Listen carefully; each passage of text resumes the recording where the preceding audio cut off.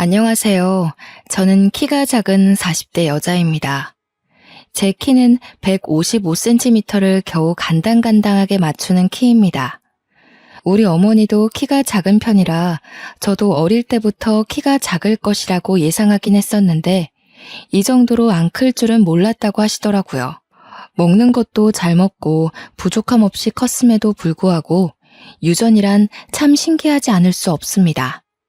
반면 제 남편은 엄청나게 키가 큰 사람이었어요. 사람은 자기에게 반대되는 사람에게 끌린다고 하잖아요. 그래서였을까요? 남편에게 한눈에 반해서 제가 졸졸 쫓아다녔고 결국 저에게 두 손 두 발을 닫은 남편은 저와 결혼까지 골인했습니다. 저와 남편이 연애할 시절 사람들이 뭐라고 우리 커플을 불렀는지 아세요? 바로 고목나무와 붙은 매미였습니다. 남편의 키와 제 키가 30cm나 차이 났기 때문이에요.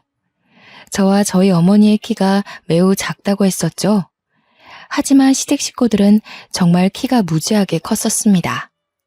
상견례 자리에서 고개를 하늘로 치켜들고 봐야 할 정도로 키 차이가 어마무시했어요. 시부모님도 남편의 형제들도 전부 키가 크더라고요. 제가 왜 시작부터 키 이야기를 꺼냈는지 대충 짐작이 가시나요? 바로 남편이랑 연애 후 결혼을 준비하는 상견례 자리에서 시어머니께서 제 키를 가지고 불만을 가지셨기 때문이었어요. 시어머니께서는 손이 귀한 집에 시집을 와서 아들만 내리 4명을 낳으신 아주 장군 같은 사람이었습니다. 시어머니의 시부모님, 그러니까 남편의 친조부모님께서 시어머니를 엄청나게 아꼈다고 들었습니다.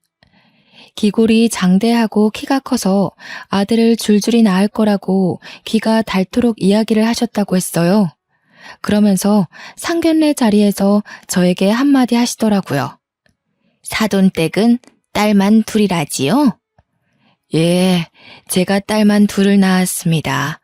그런데 무슨 문제라도. 아닙니다. 문제는 없죠. 단지 사돈이 키가 작아서 딸만 줄줄이 낳은 것 같아서 하는 말이죠. 우리 집은 손이 귀한 집안이라 아들을 낳아야 하는데 워낙 며느리 될 아이가 키가 작아서 가능할지 모르겠네요. 키랑 자식 성별이 상관이 있나요?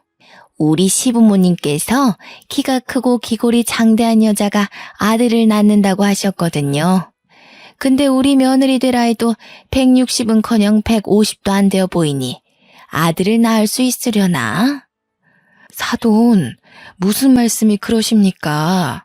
세상에 여자 키로 아들, 딸 가르는 법이 어디 있습니까? 우리 딸아이가 작긴 하지만 그건 자식들 성별과는 상관없다고 생각합니다. 그런데 보세요. 저는 키가 커서 아들만 넷이고 키가 작은 사돈은 딸만 둘이잖아요. 아들 없어서 말년이 든든하진 않으시겠어요? 저희 어머니는 화가 나셨는지 찬물을 벌컥벌컥 들이키셨습니다. 하지만 상견례 자리가 자리이니만큼 소란스럽게 굴진 않으셨어요. 다만 상견례가 끝나고 집으로 돌아오는 차 안에서 이 결혼을 꼭 해야겠느냐 하시며 물어보셨습니다. 사실 저는 어머니께서 제가 어릴 때 이혼하셨던 터라 아버지가 없이 컸거든요. 가뜩이나 신경 쓰일 게 많은데 시어머니께서 계속 우리 아들 하시니 걱정이 이만저만이 아니셨나 봅니다. 저도 솔직히 시어머니께서 상견례 자리에서 저런 이야기를 꺼내실 줄은 상상도 못했던지라 조금 걱정이 되긴 했고요. 아무래도 나는 영 찝찝하다. 네가 어디가 모자란 것도 아니고 키는 뭐 큰 애들은 크고 작은 애들은 작은 거지. 그게 마음대로 됐으면 무슨 세상에 키 작은 사람이 어딨어? 아휴, 엄마 너무 신경 쓰지 마. 내세울 게 그것뿐이신 분이라 그런가 봐. 어떻게 신경을 안 쓰니? 네가 그런 집으로 시집을 가겠다는데 아주 그냥 아들 하는 꼴이 영 마음에 안 든다. 내가 엄마한테 2배로 더 잘할게요. 자식 이기는 부모 없다고 저희 어머니도 마지못해 알겠다고 하셨습니다. 그렇게 저와 남편은 결혼을 준비했고 성대하게 결혼식을 마쳤습니다. 남동생이 셋이나 있는 남편은 참 성실하고 지혜로운 사람이었습니다. 저런 시어머니 밑에서 우리 남편 같은 사람이 자랐다는 게 믿겨지지 않을 만큼이요. 신혼 첫날 밤, 시어머니께서 제게 전화를 하셨습니다. 저는 아무 생각 없이 반갑게 그 전화를 받았어요. 제가 먼저 전화드리려고 했는데, 저희 이제 호텔 도착했어요. 내가 전화하기 전에 아무리 바빠도 너네가 먼저 했어야지. 내가 정말 하나하나 이렇게 신경을 써야 되겠니? 죄송해요. 결혼식 끝나고 정신이 너무 없었어요. 오늘이 좋은 날이니 여기서 그만 넘어가마. 우리 맏며느리가 키가 작아서 걱정이긴 하지만 우리 아들이 좋다고 난리를 치니 내가 좀 더 지켜볼 거야. 남편을 항상 하늘같이 섬기고 항상 복종하고 순종하며 살도록 하거라. 저는 부부는 평등한 관계라고 생각하며 살았거든요. 어머님의 그 말씀이 너무나도 어이없고 황당했지만 겉으로는 티내지 않으려고 노력했습니다. 겉으로 그런 척 못할 게 뭐가 있겠냐 하는 생각이 있었죠. 연애하며 지켜봐온 남편의 성격상 절대로 복종이니 순종이니 할 사람이 아니었거든요. 치열한 네 형제 간의 경쟁 속에서 가장 현명하고 지혜롭게 버텨온 사람이라 믿을 만했습니다. 전화를 끊고 누구냐고 묻는 남편의 질문에 저는 가림없이 전부 다 솔직하게 말했습니다. 어머님이셔. 내가 키가 작아서 걱정이라고 하시네? 정말 쓸데없는 미신이라고 생각해. 그냥 한 귀로 듣고 한 귀로 흘려. 그뿐만 아니라 나한테 항상 당신을 섬기고 복종하고 순종하며 살으라네. 부부는 평등한 관계지. 당신이 무조건 나한테 맞출 필요 없어. 그러니까 그냥 앞에선 내내 장단 맞추고 우리는 알아서 잘 살자. 제가 원하던 대로 대답해주는 남편에게 뽀뽀를 한 뒤 저희는 신혼 첫날 밤을 보냈습니다. 그렇게 신혼여행을 즐겁게 마치고 양가에 인사를 드리러 간 날 저는 또 한 번 기함을 토하고 말았죠. 친정에서는 어머니께서 상다리가 부러지게 밥을 차려주시고 혹여라도 저희가 피곤할까 이것저것 하나하나 신경을 써주셨어요. 남편도 몸둘 바를 모르겠다면서 어머니께 진심으로 감사 인사를 했고요. 저는 그런 남편과 저희 어머니를 보면서 가슴 한켠에 차오르는 뿌듯함을 숨길 수가 없더라고요. 이런 게 바로 가족이고 화합이지 하는 생각이 들었습니다. 남편 없이 혼자 고생하며 저를 키우셨던 어머니께서 든든한 사위를 맞이한 것 같다면서 매우 기뻐하셨거든요. 그렇게 분위기 좋은 상태로 시댁에 갔는데 시댁의 분위기는 심상치 않았습니다. 제가 도착하자마자 일단 절부터 하라고 하시더니 앉아서 덕담을 가장한 무리한 요구를 하셨어요. 다른 건 필요 없다. 우리 집안은 손이 귀한 집안이니 아들을 낳거라. 고추가 아니면 아무짝에도 쓸모가 없어. 손이 귀한 집이라고 하기엔 남편의 동생 3명이 전부 다 남자인데 말이죠. 워낙 남아선호 사상이 큰 집안인 건 알고 있었지만 신혼여행을 마치고 돌아오자마자 아들 타령하시는 게 솔직히 너무 부담스러웠습니다. 제가 어떤 대답을 해야 할지 몰라서 우물쭈물하고 있자 남편이 옆에서 심드렁하게 대꾸를 대신 해주었습니다. 나는 딸 낳고 싶은데 형제들만 있다 보니까 애교 있는 딸 낳아서 예쁘게 키우면 그것도 너무 행복할 것 같네. 그러자 시어머니께서 노발대발 난리가 난 거예요. 시아버지가 큼큼 하시면서 말을 아끼시는데 시어머니께서 저에게 화를 내시더라고요. 우리 아들을 어떻게 구워 삶았길래 장손 입에서 딸을 담아? 딸을 낳더라도 무조건 아들 낳고 낳아. 아니, 그게 무슨 내가 아들 낳고 딸 낳을게요 하면 그렇게 나오나? 내가 아들 씨를 줘야 아들이 나오는 거지. 남편은 이죽거리면서 대꾸했습니다. 틀린 말이 하나도 없었기에 시어머니께서도 부글부글 끓어오르는 마음을 꾹 삼키시는 게 보였습니다. 저는 속으로 너무 통쾌해서 소리를 지르고 싶은 심정이었고요. 둘째, 셋째 막내 도련님도 저에게 인사를 하시더라고요. 막내 도련님은 정말 막내답게 큰 형을 잘 따랐었는지 저에게 너무나도 살갑게 대해주셨습니다. 신혼여행에서 재미는 있었는지 형이랑 어떻게 알게 되었는지 정말 첫사랑 이야기를 해달라고 조르는 여고생처럼 찰싹 달라붙어서 이것저것 물어보시더라고요. 저는 막내 도련님에게 알게 모르게 정이 쓱 들었습니다. 이 집안에서 왠지 제 편을 들어줄 사람은 남편과 막내 도련님 뿐이겠구나 하는 생각이 들었기 때문이었어요. 정말 제 생각처럼 둘째, 셋째 도련님은 저에게 시큰둥해하면서 약간 비협조적이더라고요. 시어머니의 말씀대로 아들이 최고지 하는 사상을 가지고 있는 것 같았습니다. 제가 무슨 말을 걸어도 퉁명스럽게 네네 하고 대답하는 게 전부였고 대화를 이어가려고 노력하지 않았어요. 제가 조금 의기소침해져 있자 막내 도련님이 제게로 슬쩍 다가와서는 숨겨진 이야기를 해주었습니다. 사실은 저희 부모님께서 첫째 형님께 재산의 반을 물려주겠다고 선포를 해두어서 저래요. 배알이 꼴려서 형수님께 괜히 핀잔 드는 거예요. 남아 선호 사상이 워낙 크고 첫째 아들에 대한 집착이 남다르다는 것을 애초에 느끼긴 했지만 재산의 반을 준다는 소리는 처음 듣는 소리라 조금 놀랐습니다. 시댁이 원래 살던 시골 동네 일대의 땅을 전부 가지고 있다는 이야기는 남편에게 미리 들어서 알고 있었거든요.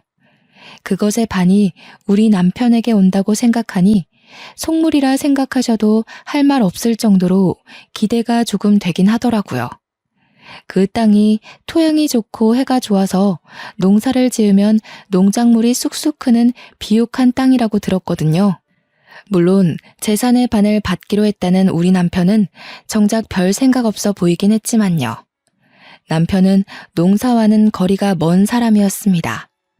공장 기술 관리직으로 일하고 있었고 그 자격증을 따기 위해 20대 초반부터 죽어라 공부했다는 걸 알고 있었거든요. 몇 번의 고백 끝에 얻어낸 자격증이라 자기 일에 자부심도 있었고요. 저는 그런 남편의 성실한 모습에 반했던 터라 남편이 관심 두지 않는 땅에 저 또한 관심을 끊기로 했습니다. 그렇게 시간이 흐르고 흘러서 신혼생활에 서로 적응하고 깨를 볶던 어느 날이었습니다. 남편은 평소와 다름없이 출근을 했고 저 또한 회사에 출근을 해서 정신없이 일을 하고 있었습니다. 아무런 문제도 없는 날이었어요. 꿈자리가 뒤숭숭하지도 않았고 기이한 일이 일어나지도 않았던 지극히도 평범한 하루였죠. 하지만 점심시간이 지나서 걸려온 한 통의 전화에 저는 온 세상에 시커멓게 변하는 듯한 기분을 겪게 되었습니다. 남편이 사고를 당했다는 이야기를 듣게 되었거든요. 회사에 제대로 말도 못하고 손만 벌벌 떨면서 팀장님께 급하게 가봐야겠다고 이야기를 하니 제 얼굴을 보고 묻고 따지지도 않고 보내주셨습니다. 저는 택시를 어떻게 잡았는지 병원에 어떻게 도착했는지도 생각이 전혀 나지 않아요. 어떻게 병원에 도착해서 응급실에 들어가 남편을 찾았는데 이미 그 자리에 남편이 없더군요. 남편 이름을 애타게 부르며 찾으니 저를 영안실로 안내해줬어요. 이미 잠들어버린 남편의 창백한 얼굴을 보는데 정신을 잃고 말았습니다. 눈을 떠보니 연락을 받고 도착한 막내 도련님과 시부모님이 제가 깨어나길 기다리고 계셨더라고요. 제가 눈을 뜨자마자 시어머니께서는 제 멱살을 잡고 난동을 부리기 시작하셨습니다. 기어코 이런 사달이 날 줄 알았어. 니년이 기어코 내 아들을 잡아먹어? 어머니, 형수님도 충격에 지금 힘드실 텐데 무슨 짓이에요? 자식을 잃은 나만큼 속이 상하겠느냐. 아이고, 이래서 키 작은 것들은 불경하다고 절대 집안에 들이는 게 아니랬는데. 아이고, 우리 첫째 그렇게 가버려서 어떡하나. 아이고. 저는 눈물만 줄줄 흘리고 있느라 아무 반격도 대꾸도 할 수 없었습니다. 시어머니는 제 멱살을 잡고 계속 쥐어 흔드시며 눈물을 흘리고 소리를 치셨어요. 모든 게 다 제 탓이라고 돌리고 싶으셨겠죠. 남편은 공장시설 점검을 하다 갑자기 오작동 되어버린 기계에 빨려 들어가 질식사로 사망하게 되었다는 이야기를 추후에 전해 들었습니다. 정말 이야기를 듣는 내내 현실감이 하나도 느껴지지 않아서 꿈속에 있는 것 같았어요. 시어머니는 옆에서 제가 나쁜 년이라고 소리를 치시며 계속 우셨어요. 장례를 치르는 내내 저는 밀랍 인형처럼 바싹 마른 채로 남편의 영정사진만 하염없이 바라보았습니다. 둘째 도련님과 셋째 도련님은 자리를 지킬 생각도 하지 않고 방문한 손님들과 이야기를 나누며 술을 마시기 바빴고요. 유일하게 제 옆을 지키며 끊임없이 저를 위로해준 사람은 막내 도련님 뿐이었습니다. 시부모님은 저와 눈이 마주칠 때마다 저에게 욕설을 퍼부었고요. 저는 남편을 잃은 슬픔도 컸지만 못내 저를 비난하는 시선을 더 견디기 힘들었습니다. 그렇게 남편을 장지에 묻을 때에도 저는 한 발자국 뒤에 서서 남편이 땅속에 묻히는 걸 지켜봐야 했어요. 제가 가까이 다가갈 수도 없을 만큼 시댁 식구들이 저를 배척했거든요. 계속해서 막내 도련님만 저를 위해 다른 가족들에게 화를 내고 소리도 쳐주었습니다. 둘째 도련님은 아예 시큰둥한 얼굴로 저에게 위로의 말 한마디도 건네지 않았고요.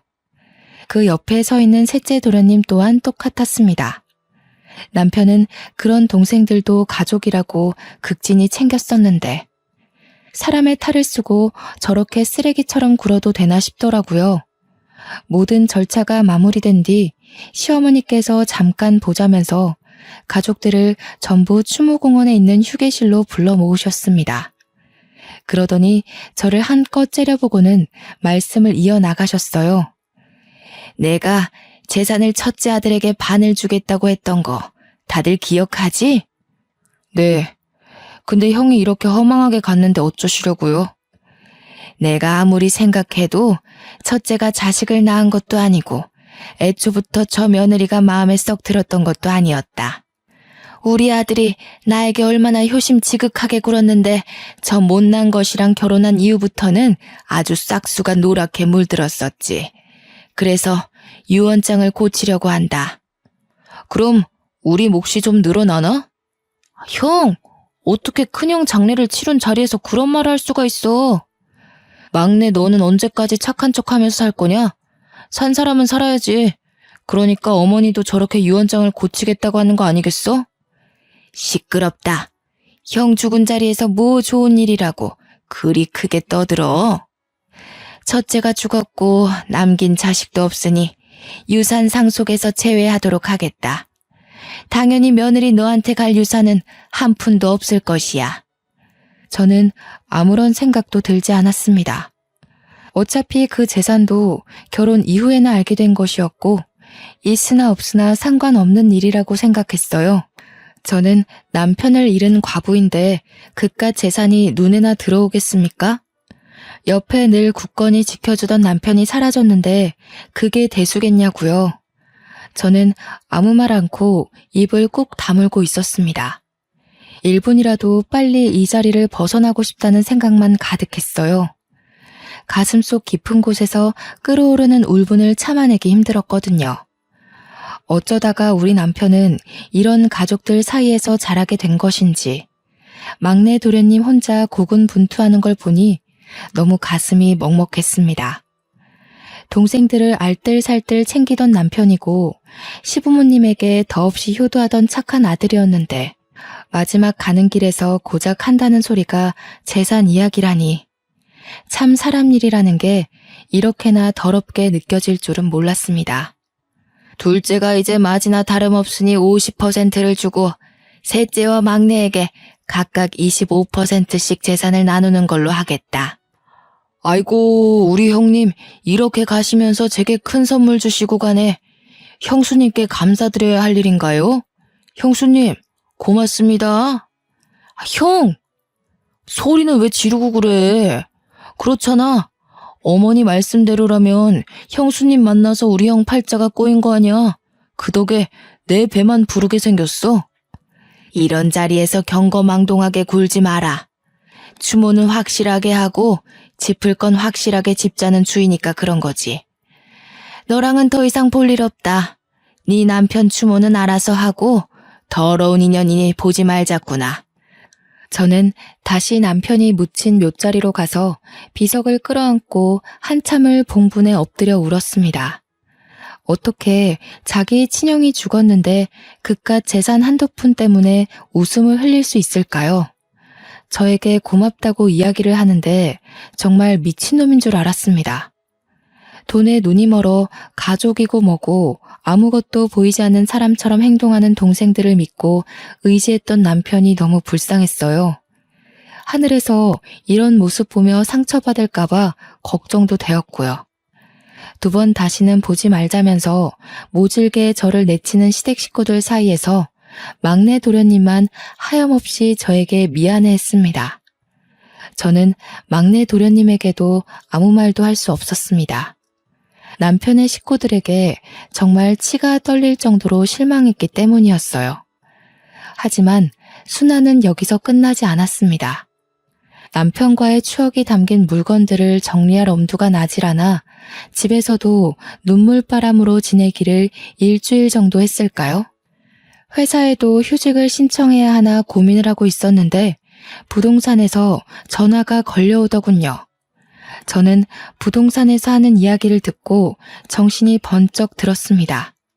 집주인분께서 집을 팔겠다고 내놓으셨는데 이사 날짜는 정하셨어요?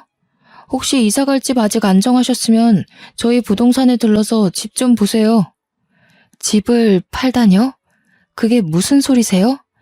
이 집은 저희 남편 집이고 저희 남편이 사망해서 집 용의자가 윤복자로 되어 있으시거든요?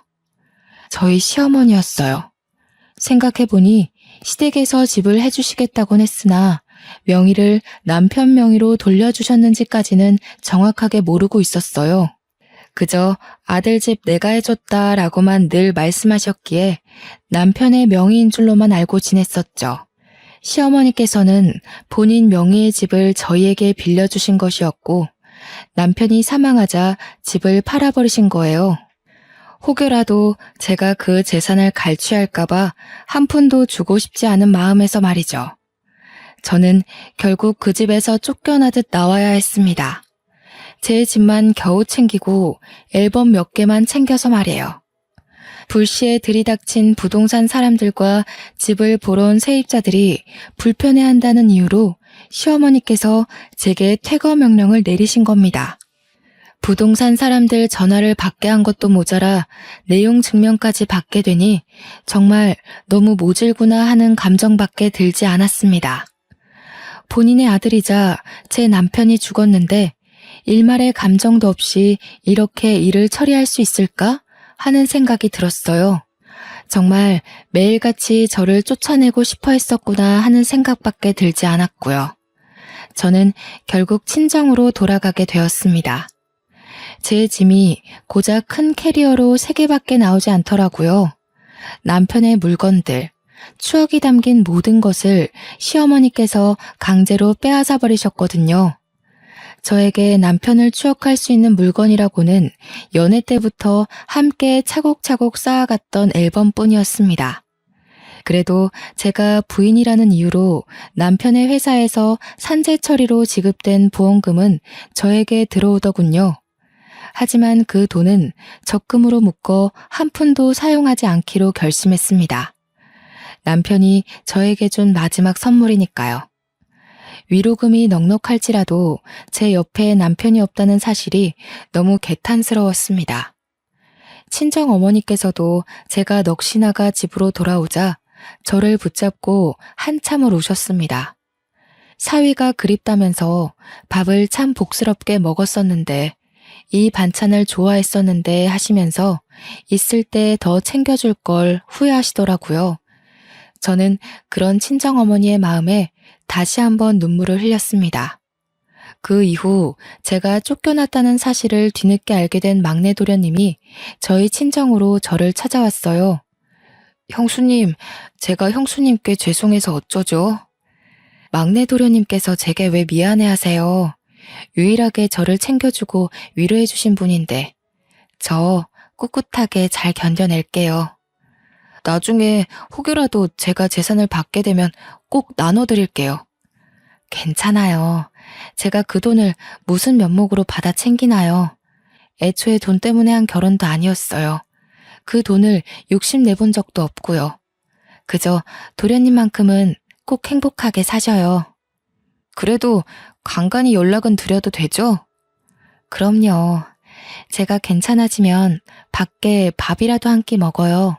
그렇게 막내 도련님과는 연락을 하면서 지내게 되었습니다. 그 외에 시댁 식구들과는 일절 연락을 하지 않고 지냈고요. 물론 그쪽에서도 저에게 먼저 연락하는 일은 없었습니다. 한 가족이라고 생각하고 지냈었는데 이런 식으로 인연이 끊기니 참 우습더라고요. 그렇게 몇 개월이 지나고 막내 도련님에게 연락이 왔습니다. 결혼할 여자가 생겼는데 저에게 꼭 소개를 시켜주고 싶다는 내용의 연락이었어요. 저는 축하할 일이라고 생각했기에 흔쾌히 만날 약속을 잡았습니다. 막내 도련님이 결혼할 여자라며 저에게 인사를 시켜준 사람은 정말 너무 귀엽게 생긴 여자분이었어요. 저에게 이야기를 다 들었다면서 형님으로 모시고 싶다고 하길래 손사래를 쳤습니다. 그러자 막내 도련님께서 형수님은 영원히 자기의 형수님이라고 하더라고요. 형님이라고 부르고 싶어요. 이이가 얼마나 형님 칭찬을 했었는지 제가 질투가 다 날 정도였다니까요. 이제 가족이라는 인연의 끈도 끊어져 가는데 제가 그런 대우를 받아도 될지 모르겠어요. 무슨 소리를 하시는 거예요? 언제까지고 저의 큰 형님의 하나뿐인 가족이신데 그런 식으로 말씀하시면 섭섭합니다, 형수님. 늘 이렇게 마음 써줘서 너무 고맙습니다. 형님, 제가 아무리 그래도 마음 붙일 사람이 형님뿐인 것 같아요. 그러니까 저를 도와주신다 생각하시고 내치지 말아주셔요. 저는 그 고운 마음씨에 반했습니다. 끼리끼리 만난다고 둘째 도련님과 셋째 도련님은 결혼해서도 시댁에서 얼굴을 본 게 손에 꼽힐 정도였거든요. 하지만 결혼도 하기 전에 저를 찾아와 이렇게 인사까지 해주니 제가 얼마나 고마움을 느꼈겠어요? 따지고 보면 이제 가족이라 하기엔 너무 먼 사이인데도 불구하고요. 하지만 한 가지 걱정되는 부분이 있었습니다. 아담하고 귀여운 막내 동서의 키가 걱정이었어요. 아무래도 막내 도련님 또한 그 부분이 걱정인 것 같았습니다. 막내 동서의 키가 작으니 저와 같은 시집살이를 겪게 될까 무서웠던 거였겠죠. 혹여라도 막내 도련님 신상에 문제가 생기면 시어머니께선 모조리 막내 동서의 탓을 하실 게 분명했으니까요. 저에게 현명한 대답을 얻고자 하는 것 같았습니다. 저는 솔직하게 조언을 했어요. 키 때문에 걱정이신 거죠? 솔직히 겁이 나지 않는다면 그것도 거짓말이겠네요. 막내 도련님께서 잘 막아주시면 괜찮을 거예요. 거기다가 맏며느리도 아니니 저보다 덜할 수도 있어요. 저는 막내 도련님과 동서의 결혼을 진심으로 축하해 주었습니다. 그리고 청첩장도 받았고요. 시댁 식구들을 마주치겠지만 축하하는 자리에 꼭 참석하고 싶어서 약속을 했습니다. 저는 꽤 많은 수모를 당했지만 막내 동서에게는 그런 일이 생기지 않기를 진심으로 기도했고요. 그렇게 막내 도련님의 결혼식장에 참석했습니다. 시댁 식구들은 제가 결혼식장에 나타나자 꽤나 당황한 모습을 했지만 저는 아랑곳하지 않았습니다. 신부 대기실에 가서도 진심으로 축하의 말을 전했고 일부러 시부모님과도 인사를 했습니다. 좋은 날 왜 나타나서 사람 기분을 흔들고 그래? 막내 도련님까지 장가 보내셔서 홀가분하시겠어요. 꼭 지 같은 거 데려와서는 마음에 드는 구석이 하나도 없어. 키로 구박 그만하시고요. 내 아들 잡아먹은 주제에 지금 우리 집안일에 간섭하는 게야? 좋은 날이잖아요, 어머님. 저는 막내 도련님 진심으로 축하드리려고 찾아온 거예요. 가서 밥이나 든든히 먹고 가. 별일 없이 잘 지내지? 네, 그럼 들어가 보겠습니다. 시어머니께서는 끝까지 저에게 고운 시선을 보내주지 않으셨지만 시아버지는 그동안 많은 생각을 정리하셨는지 아무렇지 않게 저를 대해주셨습니다. 끝까지 아들 잡아먹은 여자라고 저에게 비수를 꽂았지만 그동안 저도 많은 내성이 생긴 건지 흘려듣게 되더라고요. 막내 도련님은 진심으로 행복해 보였어요. 저처럼 당하고만 살지 않기를 진심으로 기도했습니다. 결혼식 이후로도 저는 막내 도련님과 동서를 자주 만났어요. 동서는 시댁 식구 중에 마음을 붙일 사람이 전혀 없었는지 저에게 갖가진 괴로움을 토로했습니다. 사람은 참 변하지 않는다고 시어머니께서는 여전히 키로 사람을 구별하는 것 같았습니다. 그 와중에 막내 동서는 임신까지 했는데도 여전히 딸 낳을 게 뻔해서 궁금하지도 않다고 막내 동서에게 상처를 주셨더라고요. 그러더니 시어머님께서 저에게 딱 말씀하시더라고요. 키가 작아서 아들 낳겠다고요. 남편이 화내지 않았으면 저 정말 심장이 터졌을지도 몰라요. 그 자리에서 대들기가 쉽지 않지. 키가 작아서 아들 못 낳을 거라는 건 도대체 어느 시대 발상인지 모르겠어. 그것뿐만이 아니에요. 임신 초기라 조심해야 하는데 어차피 딸 낳을 건데 조심할 필요가 있겠냐고. 첫 아이를 딸 낳으면 그때부터는 줄줄이 아들 낳는 길이 막힌다고. 아, 참. 그래서 쉬지도 못하고 내내 시댁에서 일만 하다 온 거야? 어쩌겠어요. 형님들은 아무도 안 오시지. 일할 며느리는 저밖에 없지. 이제 와서 저한테 도망간 첫째 며느리는 일은 잘했다고 비교를 하시지 뭐예요? 저는 막내 동서를 매번 달래주었습니다. 가끔 만날 때면 임신 중이라 분명 몸무게가 늘어야 하는데 꼬투리를 잡아 시집살이를 시키는 시어머니 때문에 하루하루 말라가더라고요. 저의 과거를 보는 것 같아서 마음이 참 아팠습니다. 그러던 도중 시아버지께서 농사를 지으시다가 농기계가 뒤집어지면서 큰 사고를 당했다는 소식을 접했습니다. 시아버지의 안위도 걱정되었지만 모든 화살이 막내 동서에게 씌워질까 겁이 났죠. 시아버지께서는 시름시름 앓다가 결국 첫째 아들 옆에 묻히게 되었습니다. 당연히 저도 장례식장에 참석을 했어요. 일찌감치 찾아뵙고 싶었지만 제 일이 바빠 발이 나는 날 오전에서야 장례식에 참석할 수 있었고 추모공원까지 함께 참석했습니다. 그런데 막내 동서를 엄청나게 닥달하고 잡아먹을 것처럼 굴 줄 알았던 시어머니께서 은근히 아들들의 눈치를 보고 계셨습니다. 저는 저에게 했던 것과 달리 막내 동서의 옆에 은근히 붙어서 둘째, 셋째 도련님 가족들의 눈치를 보는 시어머니가 참 이상하게 느껴졌어요. 시어머니께도 인사를 드리고 집으로 돌아와 막내 동서에게 수고했다고 연락을 했습니다. 그러자 막내 동서가 저에게 조용히 비밀을 말해주더라고요. 장례식장에서 큰 소란이 있었어요. 시어머니께서 제 옆에 은근히 붙어있는 거 보셨죠? 무슨 소란이 있었길래 그래? 나는 막내 동서한테 덮어 씌울 줄 알고 솔직히 걱정 많이 했어. 글쎄, 둘째, 셋째 형님들이 유산을 내놓으라고 어머님을 협박하듯 겁을 주시더라고요. 그 재산 다 들고 죽으면 무슨 소용이 있냐면서 아버지도 돌아가셨는데 당장 내놓으라고요. 뭐? 장례식장에서 그랬단 말이야? 저랑 남편이 얼마나 놀랬겠어요. 남편은 형들 말리고 저는 어머님 옆에 서서 그러지들 마시라고 소리 지르고 시어머니께서 자기 죽거든 가져가라고 울면서 소리치시고 금이야 오기야 키운 아들들이 돈 때문에 하극상을 벌이니 어머님도 엄청 놀란 눈치시더라고요. 그전까지는 이렇게 대놓고 달라고 한 적이 없었대요. 그래서 어머님은 지금 어디 계신데? 형님들이 죽일 것 같은 기세로 달려드니 무서우셨겠죠. 그래서 지금 저희 집에서 지내고 계셔요. 다행히 저희 집에 오신 뒤로 시집살이며 구박이며 하나도 없이 조용히 지내고 계세요. 그렇게 시집살이를 시키더니 못돼 먹은 아들들에게 결국은 이런 꼴로 쫓겨나듯 도망치게 된 거였죠. 저는 고소하다는 생각이 들면서도 말년이 참 힘드시겠다 싶었습니다. 동서에게 잘 이겨내라고 말한 뒤 한동안 까먹고 지내고 있었어요.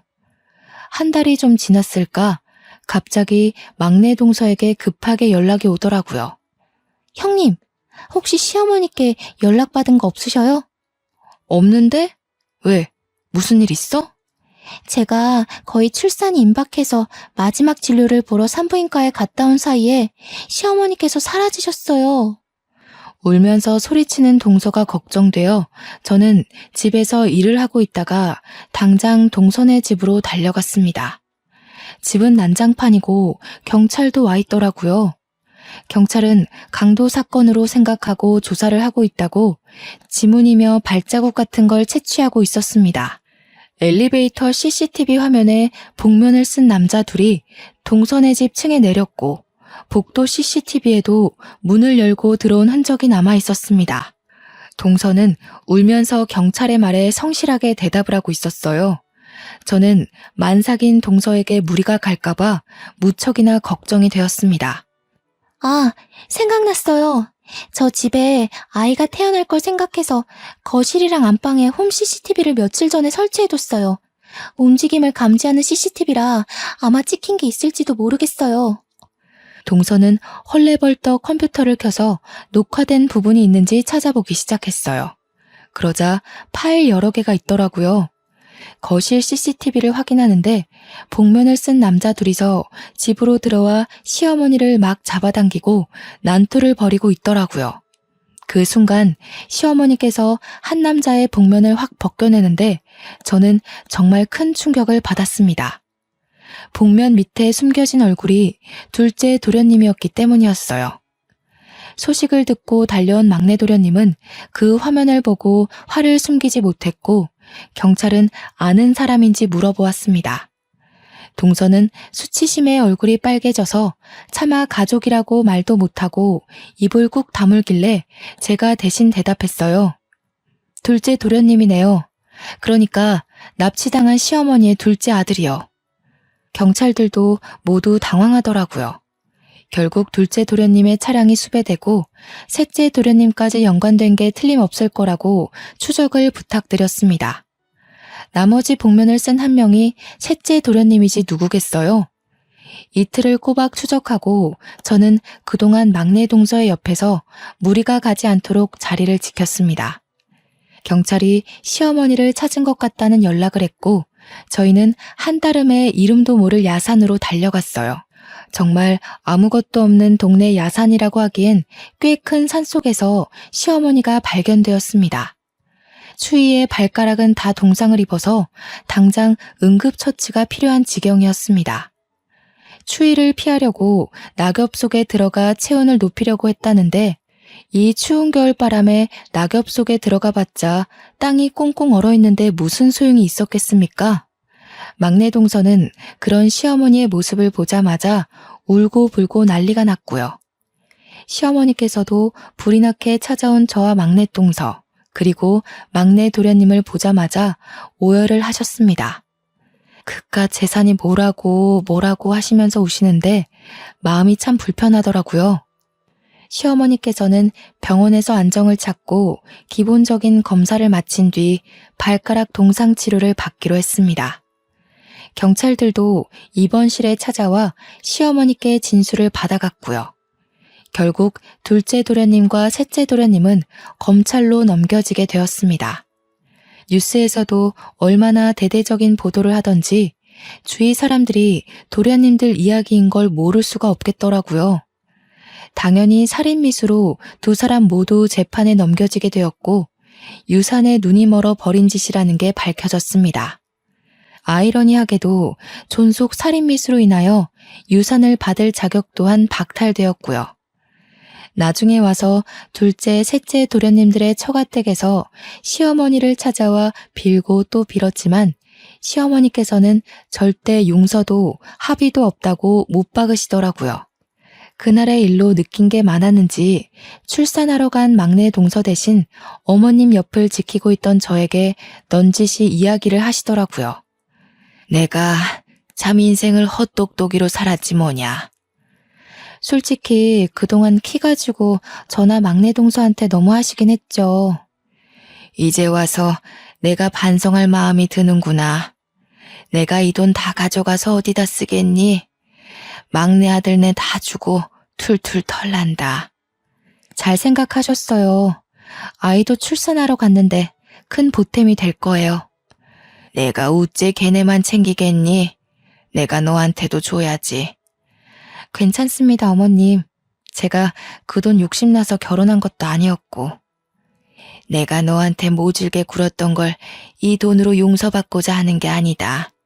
그냥 내 마음이 불편해서 그래. 우리 첫째 아들 몫이다 생각하고 받아두거라. 나중에 시어머니께 이야기를 들은 막내 도련님도 제게 그 돈을 꼭 받으라고 하더라고요. 결국 저는 유산 중 10억을 상속받게 되었습니다. 막내 동서는 떡두꺼비 같은 아들을 무사히 출산하였고요.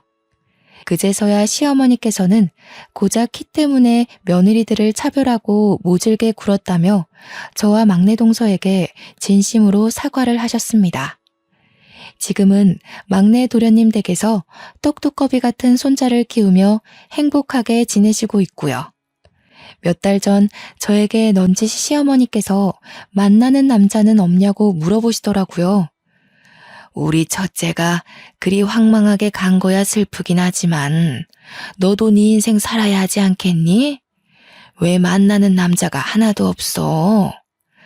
저는 죽어도 우리 아들 하실 줄 알았는데 저에게 그런 말을 하실지 몰라서 조금 당황했습니다. 옆에서 막내 동서가 좋은 사람이 있다면서 선자리를 주선해도 괜찮겠냐고 끼어들었고 시어머니께서 당장 약속 잡으라며 난리를 치셨습니다. 꼭 한번 만나봤으면 좋겠다고 하더라고요. 저는 못 이기는 척 그 자리에 나갔고 막내 동서의 말대로 착한 성격에 모난데 없이 아주 둥근 사람이더라고요. 성격도 취미도 생활 패턴까지 잘 맞아서 며칠 전 결혼식을 올리고 신혼여행까지 조촐하게 다녀왔습니다. 다음 주 주말쯤 막내 동서네 집에 찾아가서 인사를 드리려고 합니다. 그동안 많이 힘들었지만 앞으로는 행복한 날만 있길 기대해 봅니다. 감사합니다.